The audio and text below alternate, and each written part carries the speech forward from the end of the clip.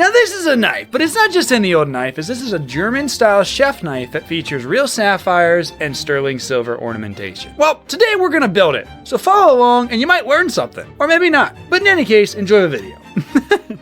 As any good old Damascus connoisseur knows, you start every project by picking out your two steels and then cutting it up and then making an initial billet. In this case, I plan on folding it several times, so I'm going to use some thicker layers to make sure I have plenty of mass for the knife later on.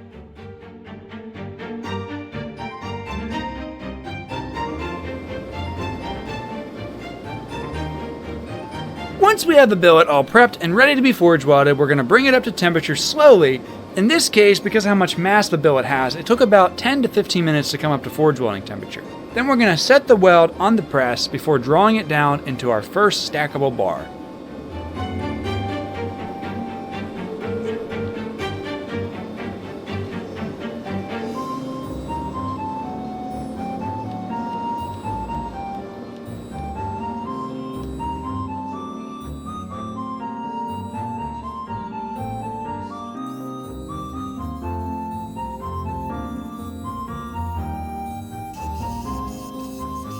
Alright, so for our second forge weld, we're going to stack it 5 times, and this will basically multiply the pattern by 5. This will set it up so I only have to fold it one more time after we draw this next bar down.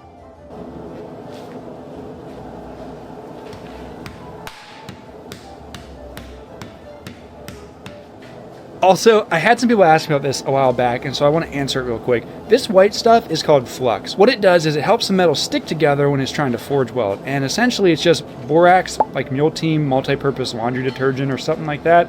But yeah, it's really, really cool stuff. That being said, it's also really dirty, and it actually dissolves your forge, so use it with caution. Oh, that's nice, Nutty. Hi. Oh.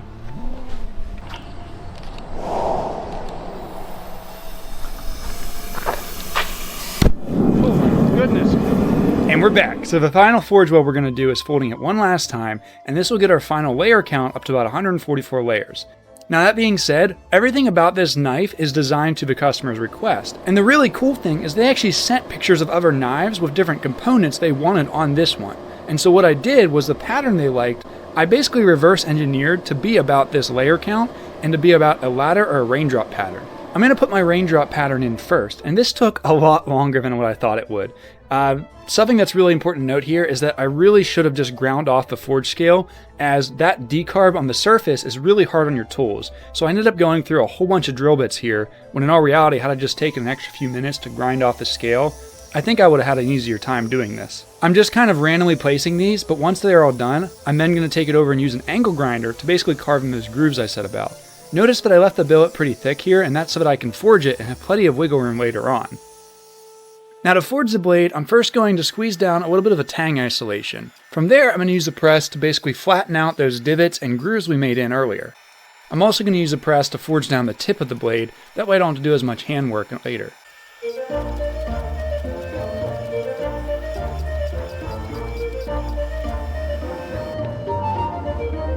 Speaking of handwork, I'm going to be using my Japanese forging hammer, which has a rounding surface in the front, to basically help pinch that material into a wider blade. I'm not going to do much forging on the bevels, as with ladder patterns specifically, you actually want to leave it a bit thicker, that way whenever you grind into it, you reveal the pattern that you created. Ladder and raindrop pattern are some of the best to do, especially if you're just beginning with Damascus, as there's not as much complex forge welds involved with it. Basically, you just stack it up to the layer height that you want, and then you grind into it, and it has this really beautiful topographical look.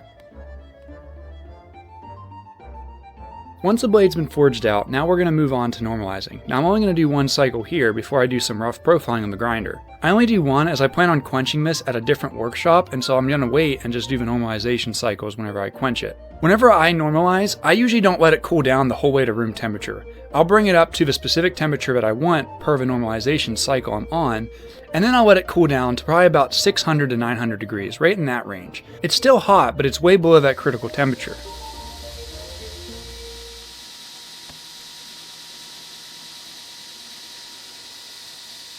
Now that all this has been done, we're going to go into the quench, which as always is just a preheated thing of Parks 50 quench oil. The preheat temperature should be right about bath water, which in practical terms just means you should be able to dip your finger in it and it should be warm, almost hot tub temperature, and this just helps increase the quenching speed of the oil.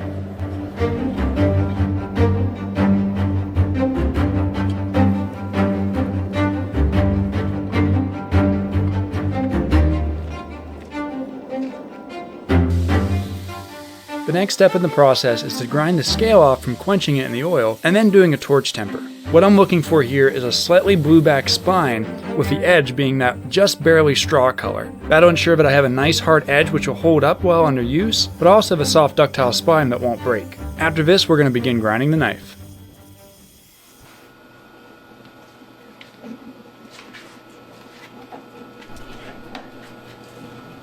Okay, so my secret to grinding chef knives is I'll start by knocking down the edges, and that's so that I can eye it up and make sure everything is nice and straight. It gives me a reference point to then grind basically too. Then from there, I'm going to slowly start to pull that back and create the main sort of bevel. Whenever you start to grind thinner blades like chef knives, the heat from the grinder will actually cause it to warp in ways that you're not predicting will happen. As you do it, you'll start to learn kind of the ways that it moves, but it's very important basically just to take a pass and every once in a while check your work and make sure that your tip is still straight. It'll move in weird ways, and you have to basically try to figure out how to fight that the whole way down. Here I actually ran into an issue where my tang wasn't quite straight, but it's okay though because I'm going to use the torch to both draw back the temper on the tang as well as straighten things out.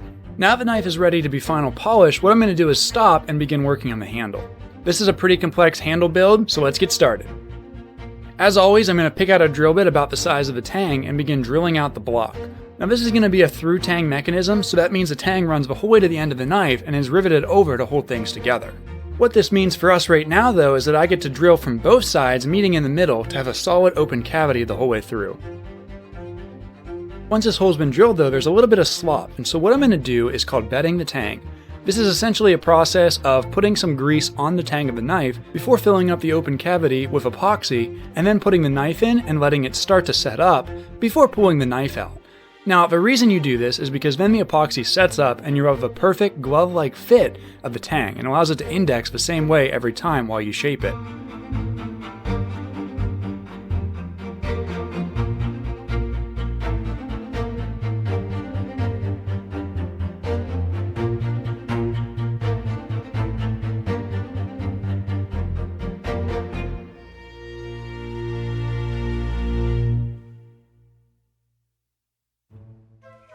Alright, so now that the general chassis of the knife has been created, I'm now going to begin doing the ornamentation.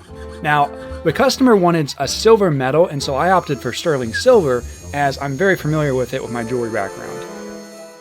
The ornamentation for this knife really boils down to about 3 pieces. I'm going to show the first 2 briefly and then go into more detail on the third piece, as I basically repeated the same steps for each piece, just altering it for the different shapes that were involved. Something to take note of is that I'm using 16 gauge sheet, and the reason is that it has a nice thickness that I'll be able to carve later on, but it also isn't too thick that it's hard to work with, and I'm not losing a lot of material to waste.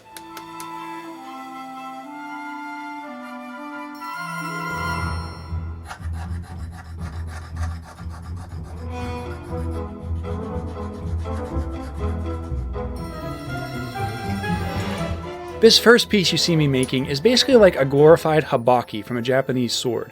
I'm then going to make a ferrule that'll actually get soldered onto this to kind of create this entire dressed up collar piece that goes around the top of the handle and connects to the base of the blade.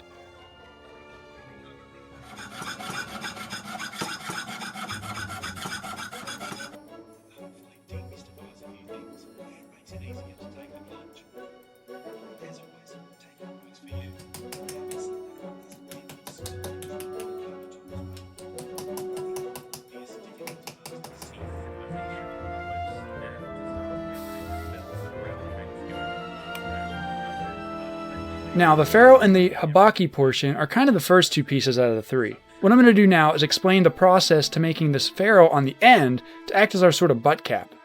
The first thing I do is I get a measurement that I'm going to then trace onto our piece of silver. This is just the width of the ferrule. I then pierce that out to the length that I need to wrap around the entire handle. The next thing I'm going to do is transfer that width onto my handle block itself before relieving the material. First starting with a jeweler's saw to make a nice straight line, and then moving over to a ball burr to basically help speed up the process, and then moving lastly to a wood rasp. I just want to thin it out about the thickness of the sheet. Then we're going to take the piece of silver and the handle and basically shape it around the end there. This is one of the most finicky parts, and don't be upset if you don't get it right the first time. Just keep working it. In fact, I think this one took me something like 20-30 minutes roughly to get the shape right, so it's going to take a minute, and that's okay. The next thing to do is to make the final cut before silver soldering it together.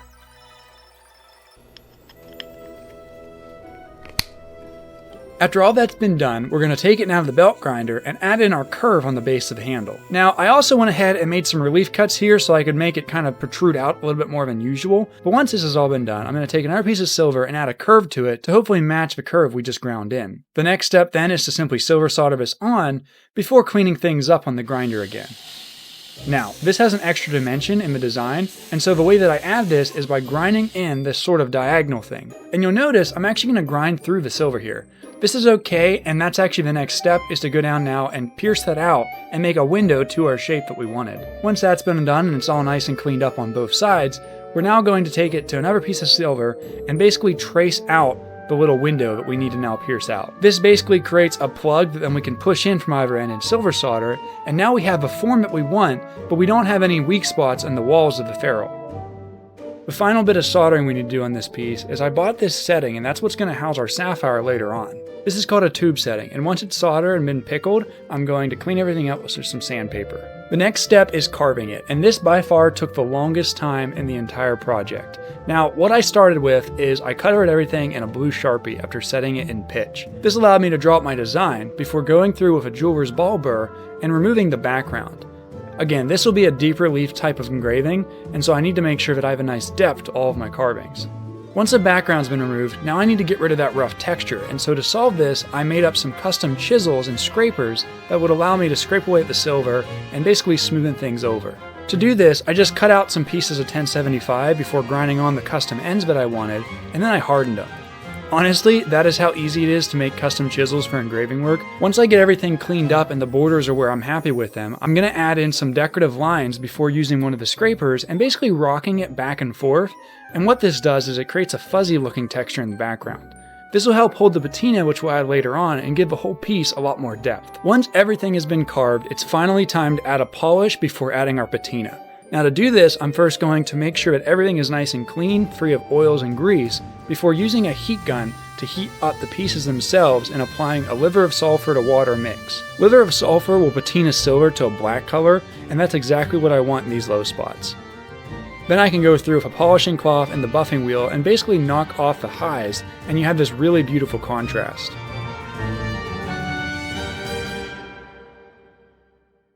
Really quick, I'm going to notch out the base of the tang, and this is so that I can silver solder a piece of brass in there and basically act as a rivet for later on when I go to assemble the knife.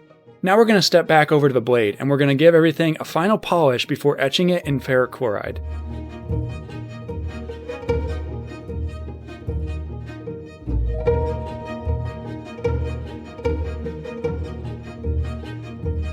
I'm going to go into cold coffee this time. In the past I've always used warm, but it seems like the cold coffee leaves a cleaner result. Thank you to Naren on Instagram for that. The next step is to give our handle block a final polish before gluing up the knife. Wow, that was a good one. Okay, so I went ahead and I glued the knife up last night, but I only glued up this front collar piece and this handle part. I didn't add the pommel yet, and the reason for it is so that I now can rivet this tang over that we soldered on earlier, and then I can glue that pommel on to seal everything over. Something that's really interesting to note though is that anytime you do a through tang design, it might be difficult to glue it up if there's a bit of a tang sticking out of the bottom before the peening of it. So what I did to fix that is I took a block of wood and drilled a little hole through it, and then I just simply put that over top, and that allowed me then to put even pressure with the clamp. So that's something to keep in mind if you're doing it through tang. Alright, now let's set the stones. Let's do it. The first stone we're going to be setting is this 5.5mm natural sapphire. Now, because this setting already has the seat cut in it, I'm basically just going to drop the stone down in, and then using a flat punch, this will allow me to basically tack the stone in place. From there, I can use a tool called a burnisher to basically tighten that up, as well as polish the surface a little bit. The next step then is to set the stones in the pinch points, and for this, I'm basically going to chew out the material on my own, starting with a ball burr and then moving on to a setting burr, and then moving on to a heart burr. Now the heart burr allows me to cut a really small seat that I then can press the stone down into, and then use a burnisher like before to pull material down over the girdle of the stone. Knowing how to do this style of setting in particular is a very basic and fundamental skill, but it also is a very powerful one, as you can set a lot of different things and a lot of different materials if you simply know how to do these settings. The final step for this project is to cut off the excess tang material, and then we're going to split it. Now the reason I'm doing this is so then I can take a flat chisel and basically open this up to create a rivet that holds the entire knife together mechanically. Once this is done and I've cut off the excess, it's time to glue the pommel on, and then the knife is done. So yeah, check it out.